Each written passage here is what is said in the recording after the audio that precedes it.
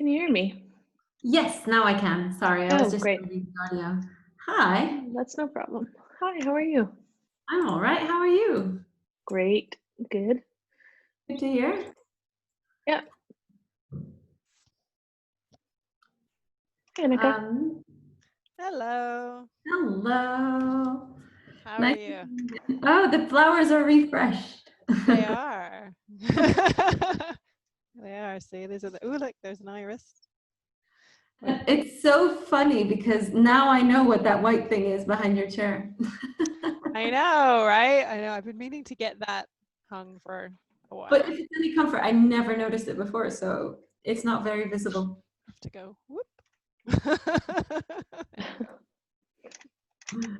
Brilliant. It's a beautiful piece of art.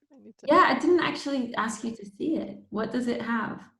It's by Juliet Losk, who's a friend of mine, and it's like very intricate watercolor. If you look her up, you'll see her kind of thing that she does, which is large scale watercolors with a lot of masking fluid of these like wild places, but with graffiti and also some elements of like folklore. How do you write her name? Juliet, Losq. And she's really good. I got that in exchange for doing some conservation work for her. It's a barter deal. Nice. Wonderful. Yeah.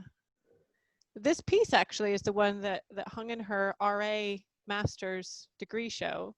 I was doing research at Tate about how to hang large-scale works of art directly to the gallery wall using conservation grade methods. Which I discovered a way. I never got to publish about it, so I'm the only one that knows about it. but yeah, I discovered this like tab method using this conservation adhesive that's heat activated. Awesome. There you go. Let me just, I need to send, what's it called? Marcella from our team. She was like, oh my God, I don't have the link. So she's joining now. Okay, great. Oh, great. And yeah, what's the structure of this? So I think we already have people joining. What we're going to do is just chat. I will introduce everyone. We're almost at the 6 o'clock mark. So I'll do a big introduction, and then we have... I'm going to grab a light because it looks a bit light. 1 second. Sure.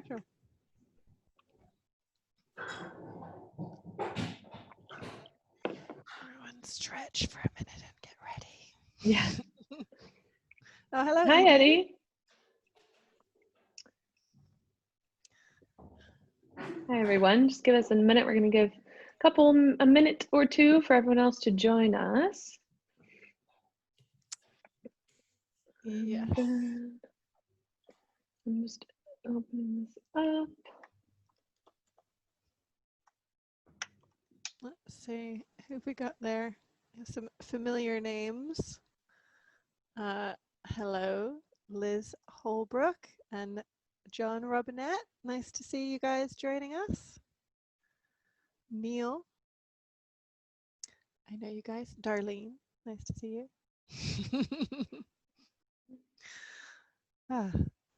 We have a few more joining us.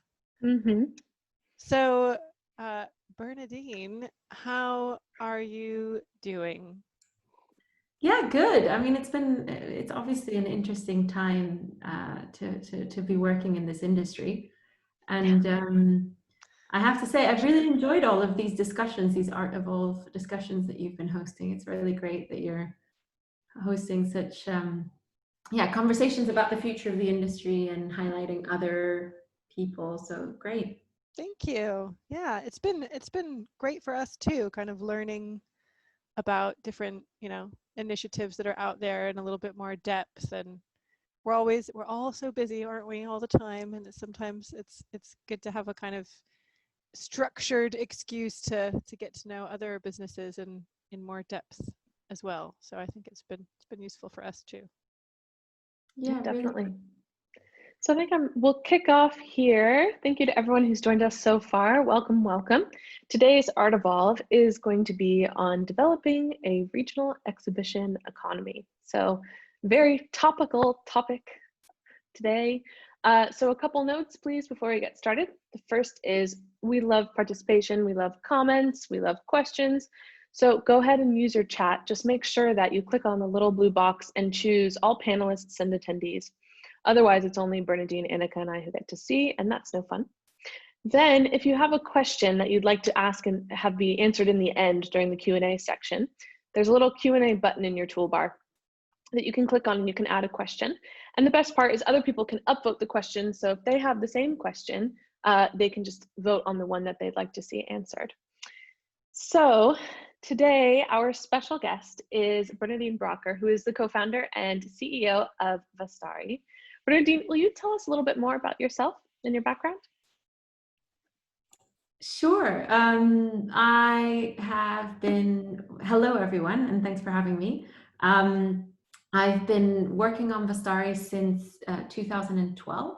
At that point, I had been managing an art gallery that sold Impressionist and modern art. And we had collectors that would come in and say, I have a work that was really relevant to that exhibition at the Royal Academy. And I'd love to have discussed it with the curators of the show. How do I make sure that next time they reach out to me as well? And I was just trying to be helpful and try to find a solution. And the main responses were, well, let the auction houses know that you own the work and hopefully they'll relay the message. Or try and be in contact with the academics about that specific artist and you will get relayed. But it felt kind of, gosh, I'm going into this whole storytelling mode. It felt kind of inefficient to always go either through the market, or in the world of academia, people can be quite protective of contacts. So we built a database where collectors can make their works available anonymously to museum curators and other museum professionals who might want to borrow the work. And that database has now been operating for a very long time. We have over 900 collectors who have made their collections available on the platform. And then at the same time, we saw that in a similar way, touring exhibitions are an area where potentially there are existing networks, it's hard to get in, it's hard to understand how they work. So we built a parallel platform where you can also make exhibitions available and museums are able to talk to each other about hiring those shows. And it might seem like two very different things, but actually it's very similar in terms of there's content and some content that would like to be seen by the public and some people who would like to show that content. And so what we specialize in is matching those people who have the content with those who want to show that content. Wow, 900. I remember the days, Bernadine, when you were telling me I've got to get on a plane to meet every collector, and it's driving me crazy. Guess you're not doing that anymore. We have an amazing team, and also I think that's kind of the concept is the art world is so often just about knowing people, so individually, personally. And we're trying to not know everyone. It's about you building your own relationships. But what we did find, we just published a report yesterday from a survey that we did with 300 of our collectors. And we found that the #1 way that museums meet collectors and collectors meet museums is through what we gave a lot of options, ranging from like we met online, we met through auction houses, through galleries, through artists, whatever. The #1 reason that was chosen of the prompts was friends.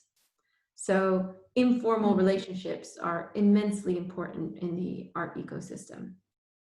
It's interesting. I can believe it. Yeah. Wow. So yeah, no wonder it's hard to get in, because if you don't have those informal relationships, then how do you start working with museums and that type of thing? Yeah, definitely. Wow, I actually have never heard that much background on Vastari, so that was really valuable for me too. So kind of no, I mean, I know what you guys do, but the story behind it I think is important, because this idea of like, I have to talk to my friends friend's cousin's friend in order to get, something seen is hopefully, a concept that will eventually become totally defunct. you know Yeah, no, and I think that Ideal. the our website might be a bit confusing at times because we do have so many different types of people that engage with Vastari that we try and cater to everyone. And sometimes just hearing it said is harder, is easier to understand. So, yeah. So let's jump in a little bit into the topic we're going to be going over today, which is the regional exhibition economy. So obviously you are very much an expert on touring exhibitions and lending and borrowing and all sorts of things like that. But with the global pandemic, we've heard about timed entries and social distancing and exhibitions going online. But another, very important aspect to this is exhibitions no longer being able to travel globally, perhaps. And needing to re-pivot every plan that we have for the next year or two, or who knows. So, what are some of the ways that you think the way that exhibition content is available and exchanged and sort of decided for exhibitions has changed in the recent months? It's a really good question. So at least on the exhibition programming side, I've seen two different strategies, and they definitely. Well, before I say anything, I think that there's definitely been a bit of a rethink about the cost of touring these exhibitions all around the world. Having so many things grounded and having so many things stopped made people realize, wow, okay, this has a huge impact on climate, and are there more sustainable ways of doing things? So I definitely think that's relevant to this regional discussion, because you're going to think about, are there more not only cost effective but also carbon effective ways to program interesting exhibition content? But your question was about what I've seen happen. I think that there's been two main ways in which museums have been working. So exhibitions got postponed, obviously, and openings have gotten postponed, etc. But in terms of the ongoing strategy, either museums have been programming more blockbuster type of names that they're trying to bring more people through the door, or they've been doing more longer shows, etc. And I think that sorry, my brain is going a little bit, but basically there's two different drivers. There's the driver of whether you want to get more tickets sold, or if you want to attract more attention because of the fact that there's a changing display. And so kind of like the thing that drives that different decision making is, are you looking more towards getting support from sponsors or more from ticket sales? Because if you're looking at ticket sales with the socially distanced situations, we need to have longer exhibition times to be able to make the same amount of return. But if you're looking at sponsors, they want to have a new thing to make people want to pay attention. So then you would be looking at like changing it more frequently, and you'll be looking at more cost-effective ways to change that display more frequently. And I've also heard of a lot of people saying that they're bringing more regional planning into their yeah. So exactly. I mean, on all fronts, shipping is difficult now, right? You've had people on the webinar talking about the changing nature of flying freight on passenger seats and that type of thing. It's all very difficult. So you have to think of other ways of displaying things. And yeah, I think we've seen that some of the requests from museums that are come through in the past few weeks have been much more like, we're looking for artists, female artists from born before 1945, but the collection has to be based in the US. So you kind of know, okay, they don't want overseas travel. So there has been a clear increase in thinking about the regionality. Interesting. So I'm guessing too, if you're going in the direction of sponsors in terms of how to fund the exhibition, and you're looking at more frequent turnover, international, loans are then even more difficult in that case, right? Yeah, and I think there have been different strategies about how to have a more turnover, even if so more bang for your buck without needing the international element.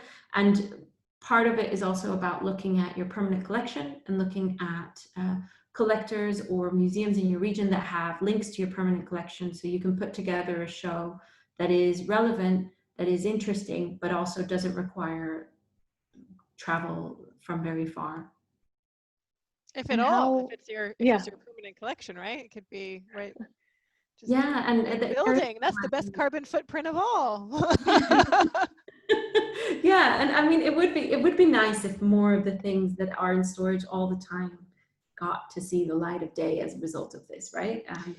Well, I have to say, my very first thought when we had, well, maybe not very first, but right up there on the list, right, when we had lockdown, was if people are going to be more inward looking and more, collections based, that would actually, it's long overdue. And it would be really great for museums in a lot of ways, because the budgets since the 2008 crash in collections care have just been slashed and slashed and slashed.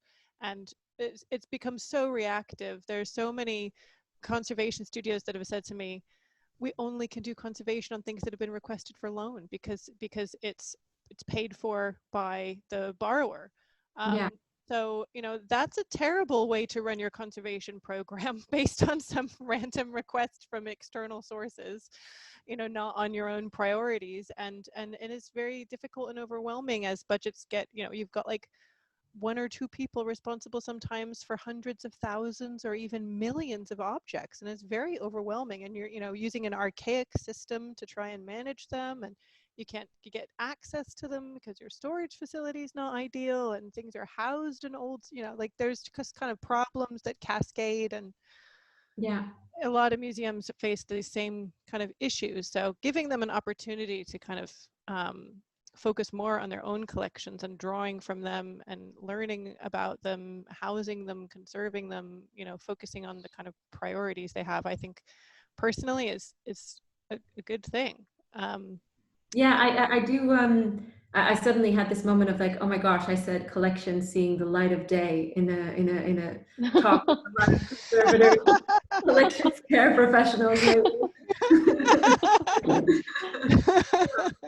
But I mean, it's you're completely right. If we can, there are so many museum professionals that I've spoken to recently that said, I thought in terms of my role at the museum that my role would be 50% permanent collection, 50% special exhibitions in terms of my focus. And in reality, it's been 80 to 90% special exhibitions and maybe 10 to 20% permanent collection. And that was true for me. Yeah. I used to work in collection. It's a shame. I think it's funny coming from the perspective of, someone who loves to go to museums, because I'll admit I rarely go see the special exhibition. I go for the permanent collection. I'm probably not the norm, right? But is that because it's free, or is that just because you love the permanent collections? No, that's because I love the permanent collection. So I often love the permanent collections of certain locations because it's much more tied to the history of that place, rather than bringing something in from another location, which is famous, but it doesn't have the history and culture steeped in it from locally, right? Well, and also I think it has a lot to do with the experience that you want to have. My mother was just telling me the other day on the phone about how she really loves to go sit with a piece that she considers a friend, in a museum for an hour. That's what she wants to sit on a bench in front of it for an hour, and she can't do that. That's exactly. It's a bit of that kind of duality, because when we're talking about kind of focusing on regional audiences, you'll have people who have friends in the museum in terms of works that they want to see. That was definitely me with Madame X at the Met Museum when I lived in New York. I would go and, like your mom, sit in front of it for an hour and just I knew exactly where it was hung, and then they moved it, and I was like, what is going on? They didn't tell me. Yeah, but I think that there's also a certain element when you're talking about regional audiences that if you want them to come back, you have to move stuff because there's a reason to come back. So Right. you'll have your, if you want to talk in tech speak, like your returning visitors that are kind of loyal and they're always going to be there. But if you have these people that come because they see a headline or because they see a newspaper article, you do need to find a reason. And so I do think that one of the things that I was talking about that I think will happen more is finding reasons for headlines that don't require an entire, how do you say that, like an entire exhibition coming in. So maybe that you bring like in 1-star piece or 2. Yeah, that would be a lot more cost effective. Exactly. You can get the same headlines. You can give that same feeling of you're going to go see something, but you don't necessarily need to have the whole production. However, I say that, but when the National Gallery recently had their Titian show, which didn't necessarily have as many works in it, I did speak to a few people who paid for a ticket there and felt like, oh, well, this wasn't as big as I was expecting, etc. So I think that I've been thinking about it a lot, like how do you get that bang for your buck and that feeling? And I think that audio is probably a big part of it too, of having people explain it to you more and bring you in deeper into just one work rather than going into I the agree. storytelling. I agree. I think one of the things that has been highlighted in recent years, I'm trying to remember now which museum director it was that famously talked about this, I think it was last year, about how they did some study and found in a museum that the average visitor would spend like a minute and a half or something like that per artwork. We're talking about an hour.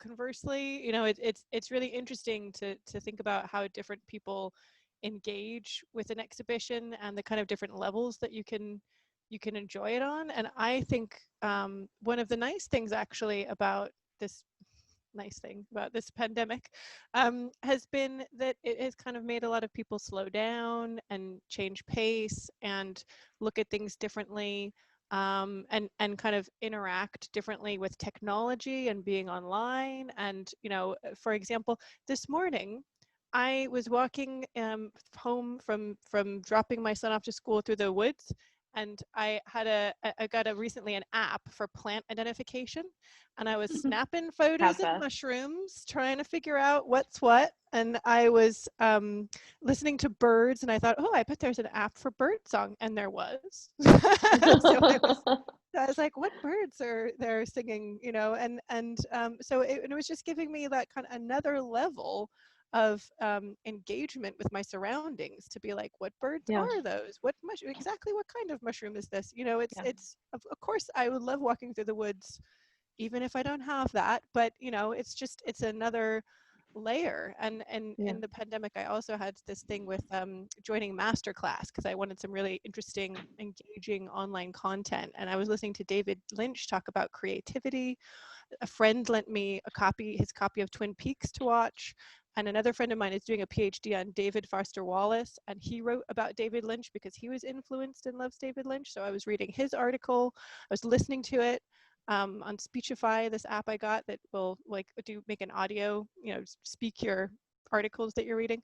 And so it's just so nice to have all these different kind of, connections and get deep into something, which I normally wouldn't do in my busy, life. And so I think I agree. I think it's really a nice idea to look at different kind of content generation and going deep in different new interesting ways, whether it's online or offline in a museum. And giving you the choice to do that if you want, right? I mean, I think a big part of this is coming from an art history background, so I'm biased, but is turning art museums more into art history museums, right? So having the context so that, I mean, for me, I cannot tell you how many times I've run through the Vatican Museum to get, my guests to because I live in Rome, everyone. Let me give some background. I live in Rome. Whenever I have guests. Tell everyone this trick. Yeah. I go, sorry, but I have to tell the story. So I run through the Vatican Museum, like when it opens to get to the Sistine Chapel before anyone else is there. So I've done that with guests multiple times, but I can't tell you how many times I've passed all these objects and who knows what they are, right? Because I'm going for the blockbuster item that Yeah. everybody goes to see.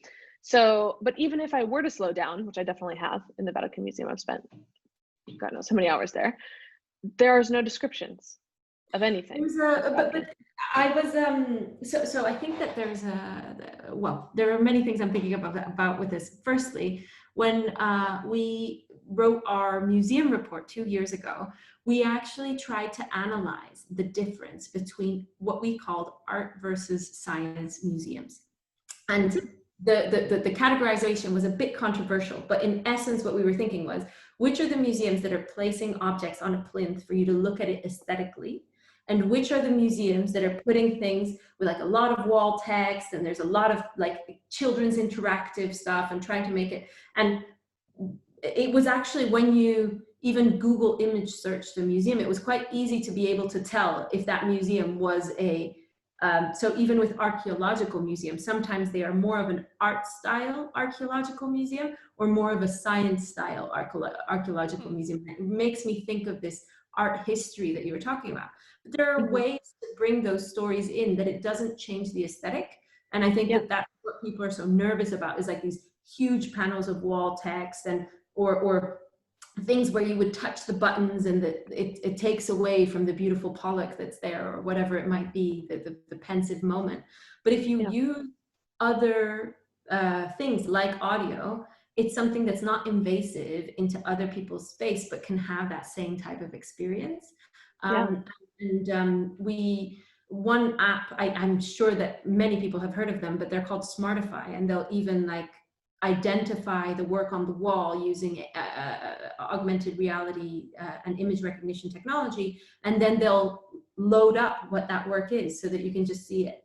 And it's a great tool, and I think that there's also room for lots of other tools, and not only technology, but also, you know, getting a curator's tour is a great thing. And if you are in a, you know, situation where you can have a reduced number of visitors, maybe make that reduced number of visitors have a more special experience. You know, I and I'm sure lots of others be willing to pay more, you know, to get like a curator's tour or a conservator's tour, or I took one of our, so we're privately funded, so there are a lot of investors that decided to believe in our mission, and so we have 23 beautiful people who have decided to support Vastari.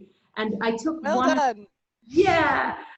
I took one of them to the National Gallery when it reopened, because we were very excited about the fact that you could go to museums again. You have to wear a mask. You are kind of like really heaving when you go up those stairs in the Sainsbury wing and finally get to look at the art. But after a while, you forget about the mask and you're just in the art. But what I found so surprising is when I went, I assumed if you're going to have a singular path that people can go through the museum down, that you would have an audio guide. It just seemed so obvious to me that like there's a thing to do here. And Smartify works within the National Gallery as well, but they hadn't taken extra steps to add the audio features. So I ended up telling the story to this investor about the works that we were seeing, but I thought that was like a missed opportunity, because you have the flow, you have people needing to be socially distanced and be able to do things. And when I spoke to them actually afterwards about it, or a few people I know there, I think it's often because of the relationship with suppliers that actually that doesn't happen. So there might be some politics in the audio guide world of what's going on and how quickly they can turn things over and that type of thing. So I think it's kind of a legacy problem that happens when you have software that is really entrenched and not agile and really like difficult. And it's also connected to a device, right? Most audio guides are a separate Yes. And this is something that really plagues the heritage sector, because so many things in the heritage world are really outdated technologically. You know, sensors that are used for environmental sensors, audio Yeah. guides. So many things are like Yeah. the But website, the collection management systems, kind of everything. Sadly. it affects the flexibility too, right? So if you're talking about regional, like creating regional connections and maybe doing things more informally, or having people be a little bit more, I don't know, like maybe you organize an exhibition that's going to open in 6 months rather than in 6 years, right? That type of thing. In order Yeah. to do that and be topical and create those things, you need to have the tools around you that allow you to be flexible. And yeah. Absolutely. And I personally think that that is really needed. I mean, given our crazy 2020 year, you know, like where things are changing so fast. I feel like every time I speak to someone, I'm thinking and talking about like what's happening this week.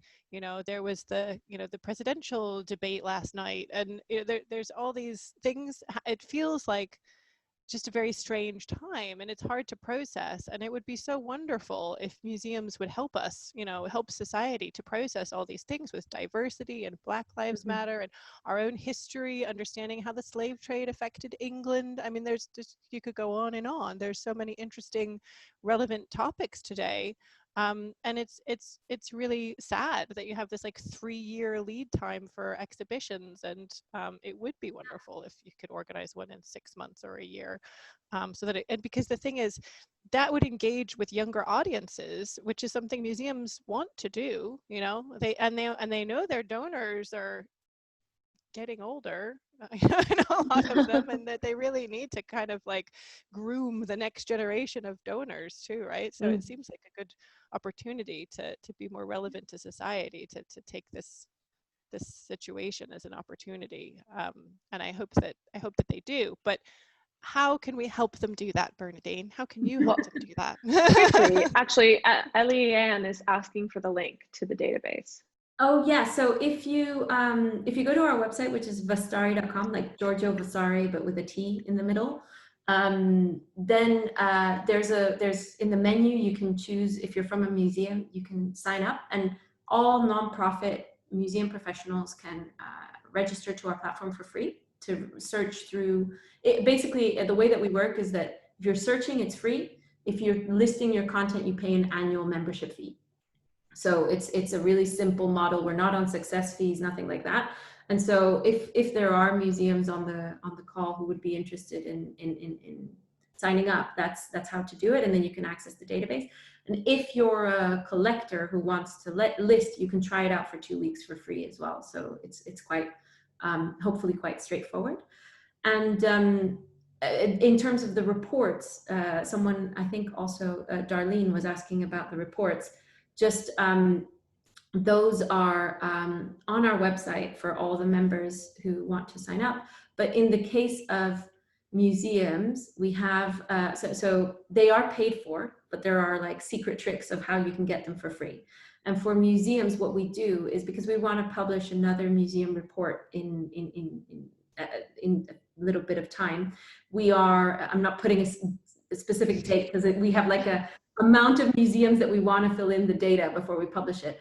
But if you claim your institution profile and you fill it up so that your institution profile is completed, then it unlocks your access to the reports. So then basically your information will be confidential. It's only used in an aggregated form to be published in these reports we're doing. But basically it's like you're giving us your data, we're giving you the subscription to the report. So I just, and then can I talk about the— Sounds fair. Well, it's acknowledging that the data has a value somehow, right? Like you're filling in the information, you're telling us stuff about your institution, how many exhibitions you do per year, or all that type of stuff. But we're like grateful for you for doing that. And so this subscription that usually costs quite a bit every year, we give it for free to anyone from that institution. Cool. Yeah. So but what were you saying before, Bernadine, about, can you— I was saying that John also asked a question about whether there's an app that has only museum audio tours. Yeah. We're having them on next week. All right.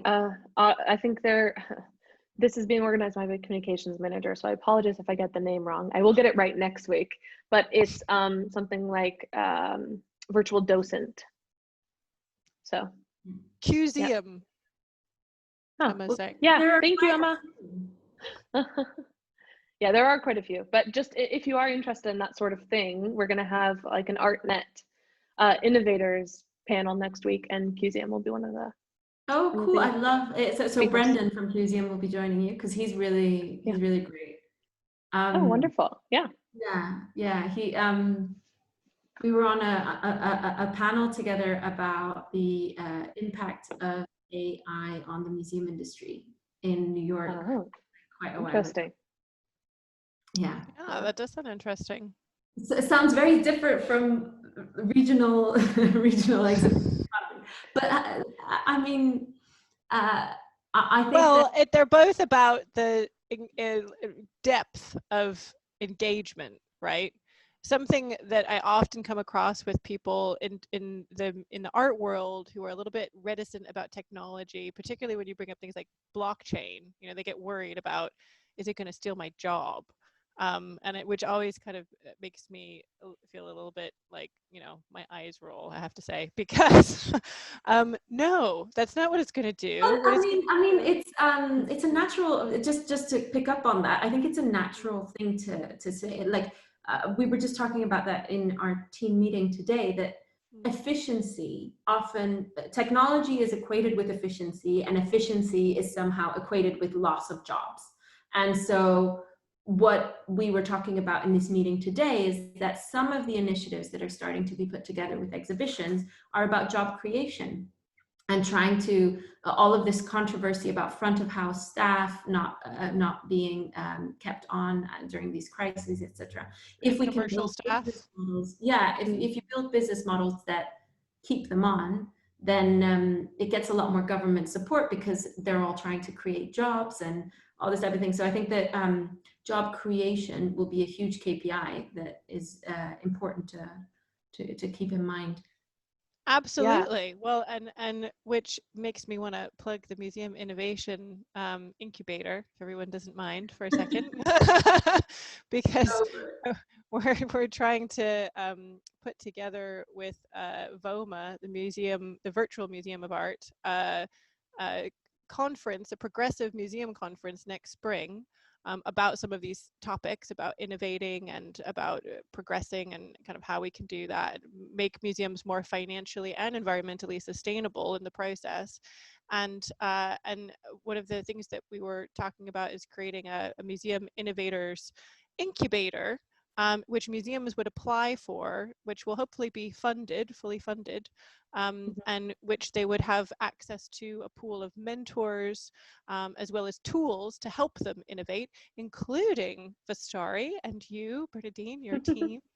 We're so cool. This is such a cool idea. I mean, we were part of an accelerator in 2014 too, and I know Brendan, who's from QZM, he was part of an accelerator too. And as a technology company in the arts, you don't necessarily think about that. And when we joined this accelerator program, it was so eye-opening. There are just these great systems that have been set up that help people understand whether there's a product market fit and whether there is something that you could be doing more efficiently. What is your real mission and vision as a company? I think that's what museums are struggling with a lot right now. So absolutely. So do you mean, Bernadine, you were a part of one? You participated? Yes. So we were one of the cohorts. So Microsoft Ventures chose us, and it was really interesting because it was super techy, and as a result, we were the only women. So it was it was a very interesting experience. We stuck out like a sore thumb, but it was really great because then all the press opportunities or whatever it was, if there was a diversity quota, we were guaranteed to be chosen of all the companies. It was brilliant. Oh, well, and so sorry, go ahead. It is a really wonderful asset that startups have, you know, access to. And I've definitely as well felt like I've had so much great access to mentors and to tools to help startups in the startup world, and books, and you know, just there's methodologies of how to do those things you're talking about, to be innovative and efficient, and to find a product market fit and see if something's going to work, and focus. I think focus has been the most important thing for me to learn. And you know, coming at from being a museum conservator to an entrepreneur, you know, that was a huge learning curve. And, you know, there was a lot of learning that needed to happen for me to be here. And, but I think that one of the things that was at the top of my mind always is like, focus. You have to keep Well, focused. and there's this proverb, right? Like, chase one rabbit or you'll catch none. And it's been my like mantra. I've been trying to make it my mantra, but I find it very difficult. So, for example, even with I've now in retrospect realized that I'm very passionate about how important technology is to the sector, and I, as a result, helped organize a few events around blockchain and what it actually meant for the sector. But Vastari doesn't actually use blockchain now. We're championing, together with Artecheck and a few other organizations, a new identification standard that will be blockchain enabled. But what the point wasn't that we were trying to sell blockchain. We were trying to sell that technology can solve problems, and that if you understand it, it's not scary, and that it's something that we need to understand and be involved with. Otherwise, you're not going to be part of it. Yeah, absolutely. I think something important too with incubators that, you know, will be important with the museum innovation one is that, you know, the people who come into an incubator, if you're going into a startup incubator, you're not a beginner. You know, sometimes universities have incubators, but in most cases, these are people who've been in business for many, many years, and they're going into a specific sort of training course to be a startup. So I think it's the same idea for museums. It's not that these museums are neophytes. They're not beginners, right? They just need to be put, you know, they need to go into a program that allows them to adopt the technologies that they need to adopt to succeed going forward. Well, but it does, a good program will make you feel like a beginner. So we had a panel of people that would sit in front of you at the beginning of the accelerator from each sector. So like someone from PR, someone from legal, someone from tech, someone from whatever, and they broke down your company, and you basically left that meeting going like, why am I even here? and then because you break it down, you then go, oh, okay, the essence of what I'm thinking about is this, and now I know where the weaknesses are, and then we can actually get going. And I think that museums are kind of at that point. I got quoted recently that like, this is the hurricane and we need to rebuild, because it's so much is broken right now. Everywhere you look, there are bad headlines about museums right now, and it's a time to rebuild. It's a time to rethink what is the focus, Annika, what you were saying, and where do we care? And I think local audiences are a very important element of that people have not thought about. And then also permanent collections. Both of those are things that you have at your fingertips, at your disposal, right there in front of you.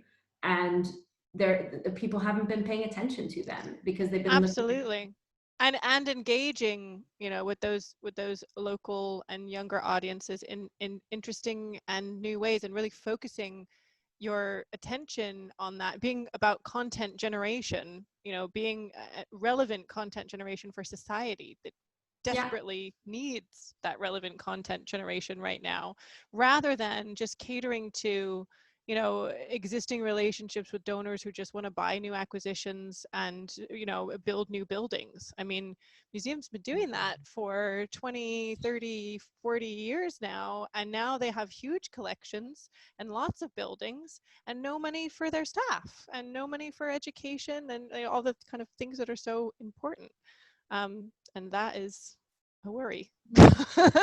I think don't get me wrong, right? We're still in the business of touring exhibitions. So it's not that I'm saying that that is not going to exist at all anymore.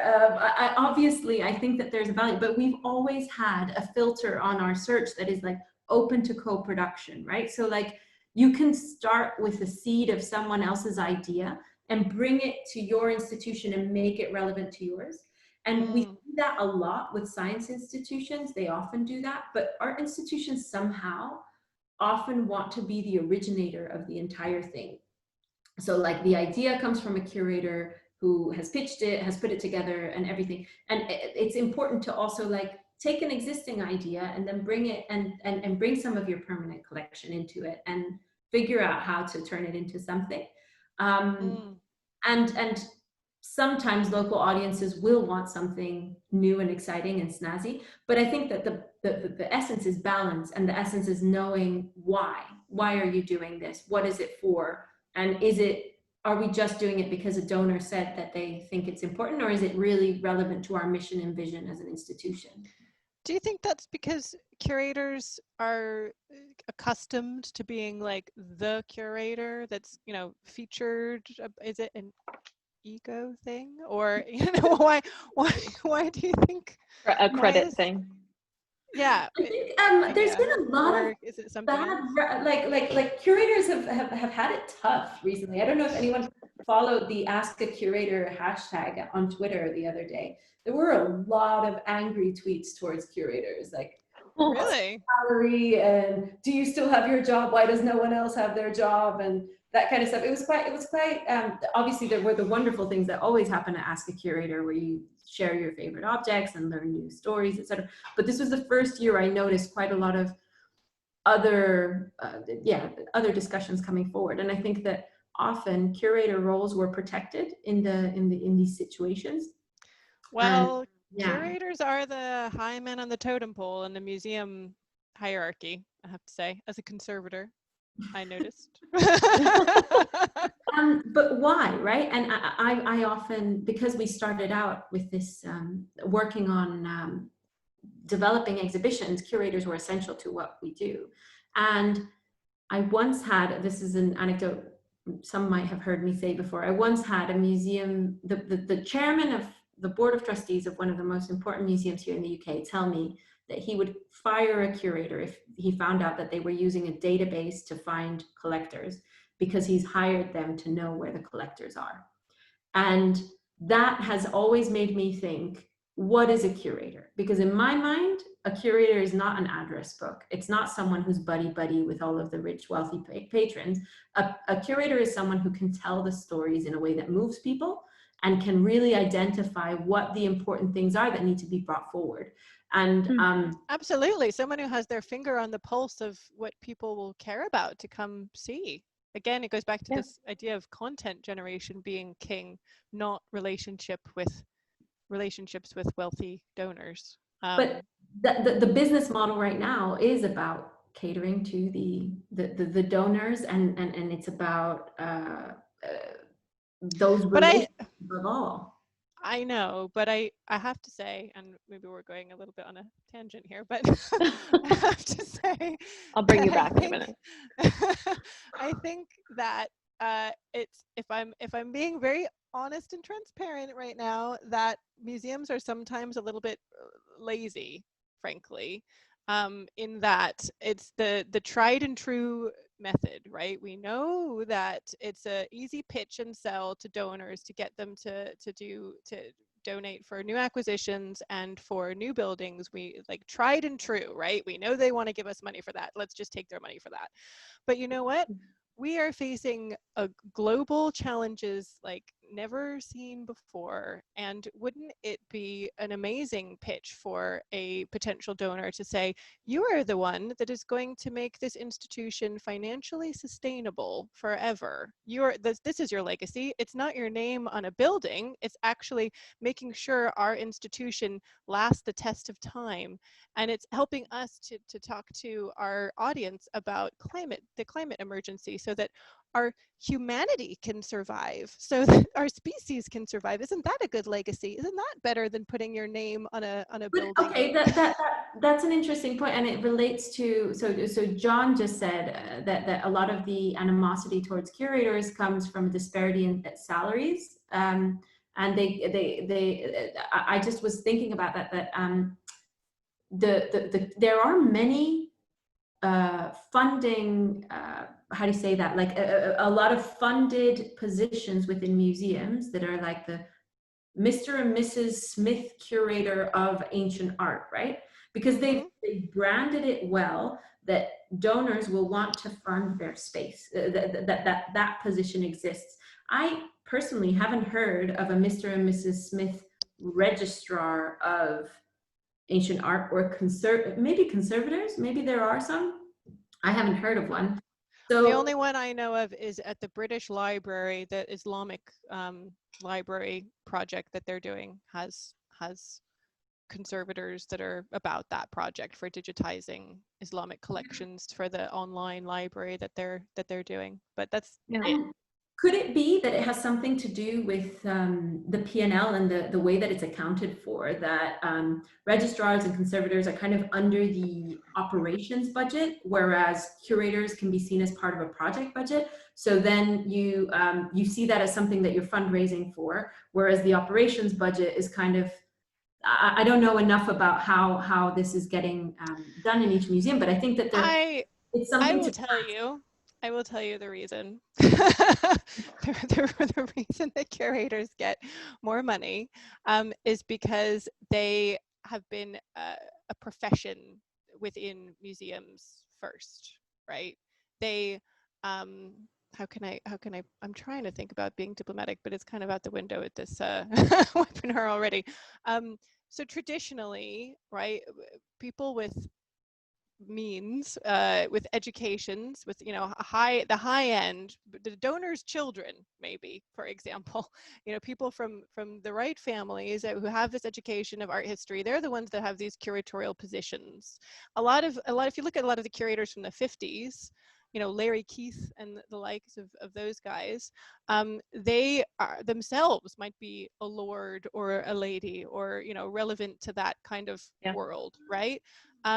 Those guys are the ones that were the first curators, and actually, to be fair, a lot of them are conservators as well. And I have heard that in the V&A, for example, being a conservator only started being a paid position in the 1970s. Before that, you did it just for the prestige alone. Being a conservator of the V&A, that was worth it.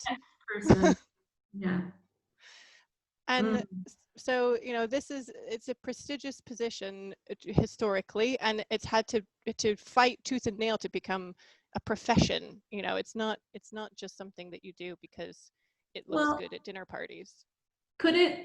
Speaking of dinner parties, I think it could also have to do with the fact that they can justify in their role that they should be doing a lot of networking and a lot of that outward facing type of thing. Bringing in donors, you know, from their network of, whereas they did go to Eton. Well, there you go. If it is about their address book, then that's what it's about. And I think that's one of the things that we've been trying to dig deep into, kind of with all of this data and all of this stuff. It sounds like very like this percentage and whatever, but the truth is it's about assessing what are the networks, how do people meet each other, what is the current system, and what's good about it, what's bad about it. How can you, if you have numbers, you can actually say something about it, right? What you're doing is democratizing.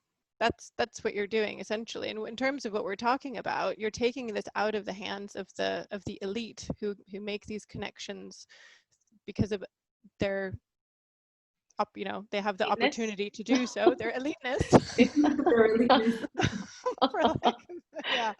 And that's a wonderful thing. And personally, and professionalizing and democratizing is I believe something that we need to do, you know, in museums all the, you know, full stop all the way, and to get away from this whole. And I know that, you know, it was interesting actually on your webinar last week where we were talking about patronage and, the kind of next generation and the future of patronage and kind of the history of patronage, which I thought was really interesting, that your Royal Academy chairwoman was bringing up.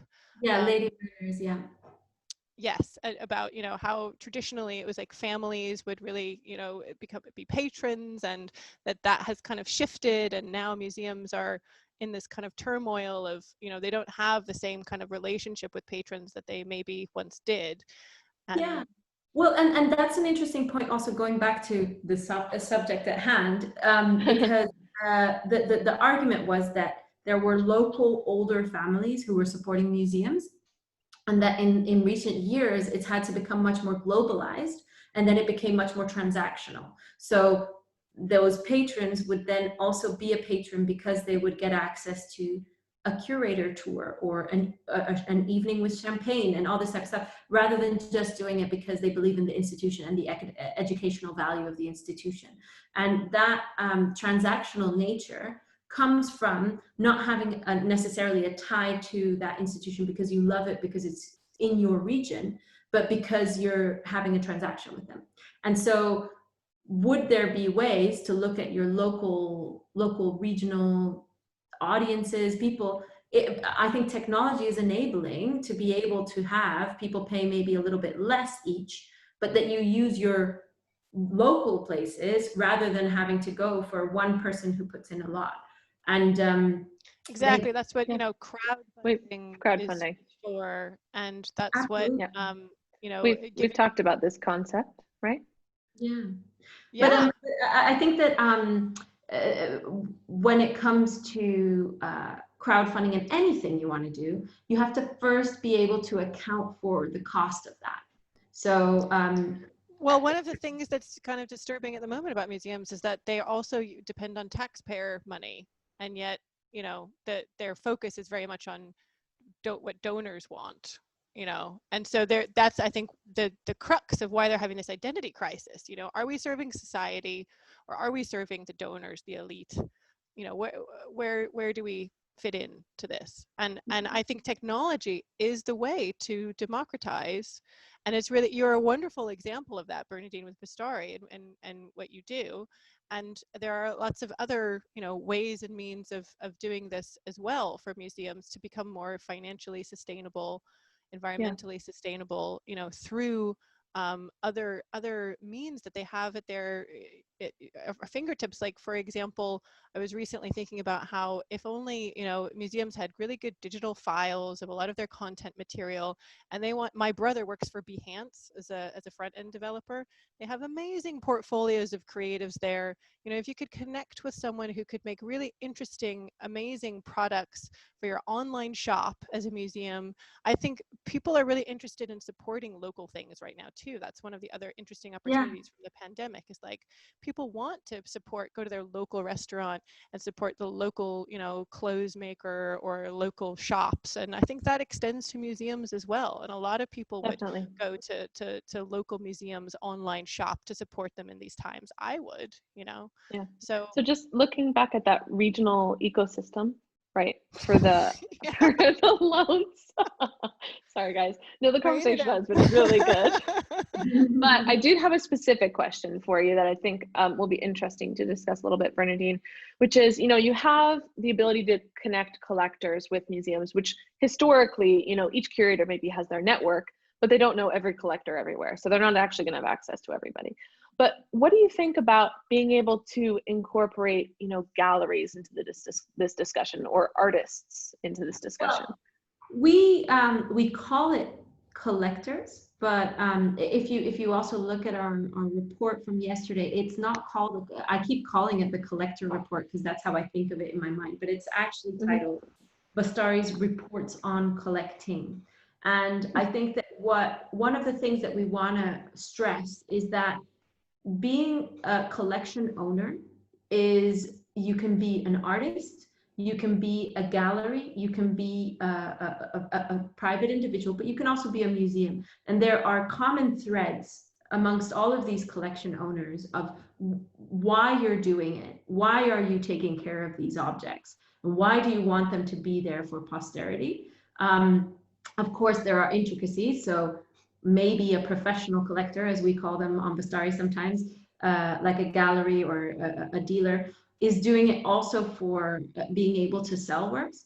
But I have yet to find a gallerist or dealer who doesn't have a private collection of their own that they do not sell.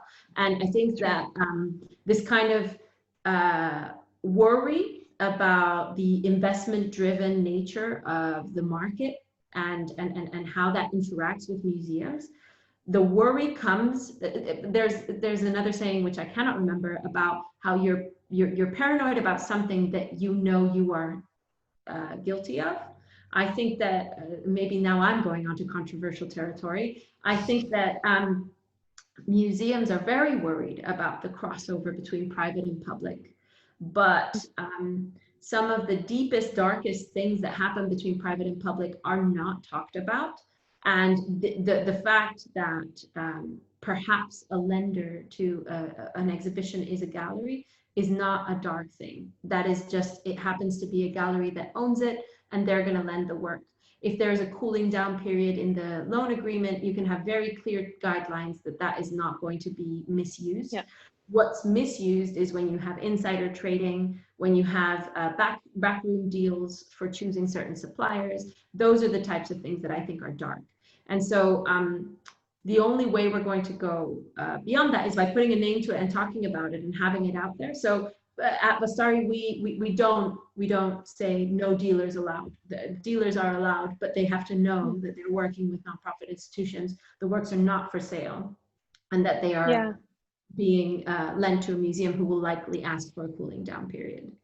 Yeah, so I think I think that the collaboration between the public and the private sector is really key to getting through, you know, the pandemic and all the budget cuts and the kind of financial woes that everyone in the art industry are experiencing. Recently, we were having a meeting with an art fair, you know, that's having online offerings at the moment, and I should say who, but I was saying, you know, this content that galleries are spending a lot on providing for this kind of event that needs to be exclusive and, you know, not forever, like it's just going to go nowhere. And it's expensive high-end content, and wouldn't it be great to gift it to museums that are relevant, you know, to that content, like an artist's interview? A completely different discussion, Annika. This always happens when we talk, but I mean, there's a whole element about digital twins. So the virtual version of an artwork and the custodianship of those digital twins, that is very important, and talking about conservation and how that's going to work. But yeah, that maybe we'll have to have another webinar. I think so. Yeah, I think also just to pop into with some capitalism philosophy, shall we, at the end here, is you know, when you were talking about before about the fact that, you know, it's not nefarious to have galleries be a part of an exhibition. I mean, in fact, the reason that these works are in the museum in the first place is because they are valued, right? And the way that our society values things is with money. Yeah. So, you know, I think it's really difficult to I have been thinking separate. about it as well, in terms of that's why it's anonymous on Bastari who the owner is of the artwork, because then the curator will be choosing the work because that is the work they are looking for, not because it's owned by Gagosian or it's owned by Mr. Smith. I'm going to keep talking about Mr. and Mrs. Smith, but so it's not because of who owns it, but because that's the work that tells the story that is important. And that's where value is, right? If the work is valuable, it's because it tells something to us as humanity that we want to remember for the future. Exactly. And if you're talking about what is dark or what is nefarious or, you know, commercially driven or inappropriate, isn't it much more inappropriate for a curator to go to their little black book and say, oh, well, I want this collector to like me because I want them eventually to give money to the museum, and so I'm going to show their Picasso, you know, and they're actually then the ones that are going to benefit, and their Picasso's value is going to go up, and then eventually they might give that very same Picasso to the museum. I mean, how is that better than saying I'm going to borrow from a one gallery? last thought for food for thought. I know that we're running out of time. I was thinking the other day about the fact that the labels on museum walls are, they often say private collection UK, private collection Switzerland, whatever. And I was thinking, who benefits from that being anonymized? It's not really the public, which if the museums were for the public, they would not give that anonymity. It's actually for the benefit of the collector, but really it's for the benefit of the gatekeeper. No one else will be able to find that work unless they go through that curator.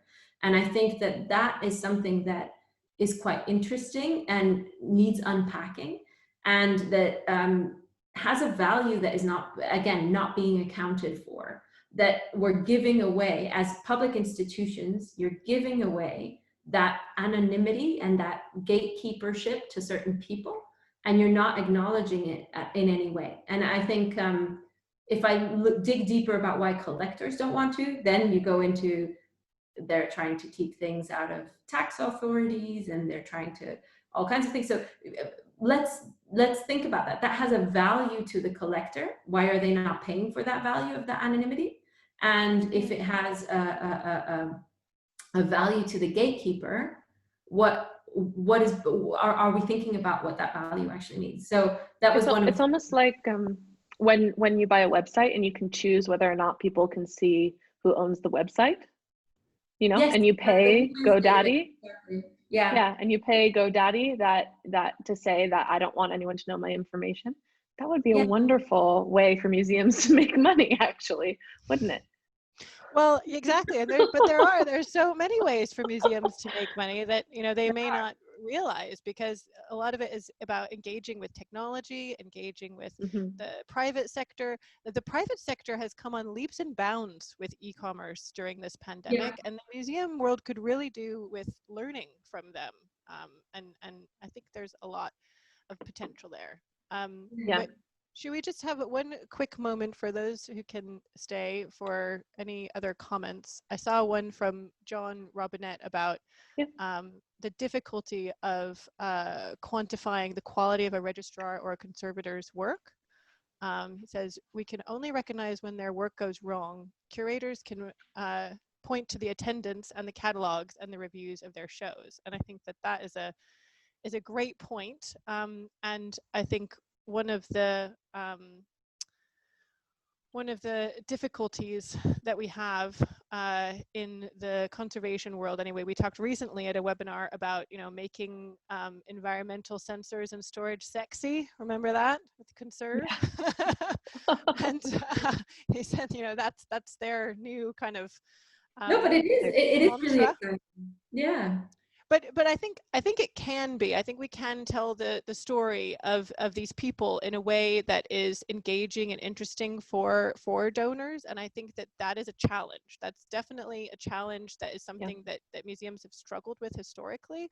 But I think that today we have the tools and the means to do it. And, you know, if John, if you want to have a conversation about how we can do that, I'm here.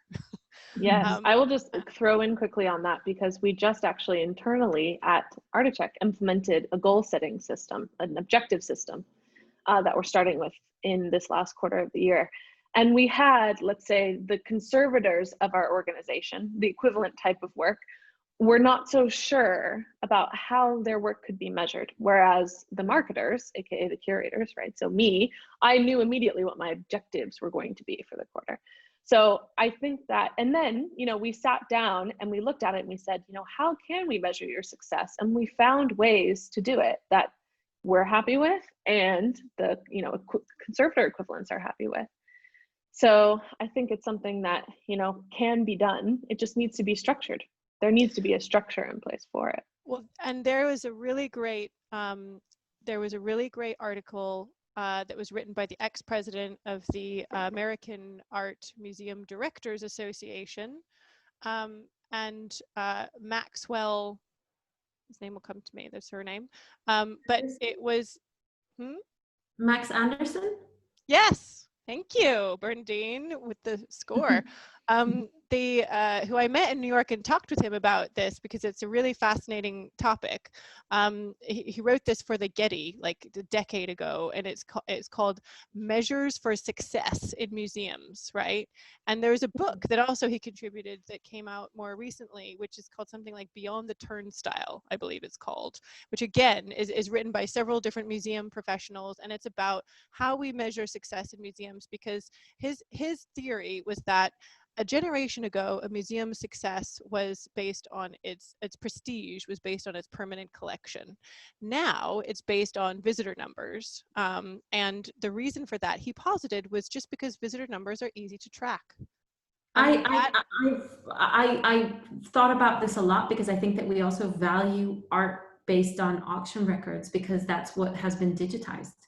And I think that so the whole thing that the museum sector is very reluctant about technology, etc. Max was saying even that like museums should have like a dashboard of like what's going well in the museum, what's not going well. Let's look at these things. And technology can help you track things that you couldn't track before at a rate and an ability that doesn't require human manpower. So that is where it becomes powerful for you.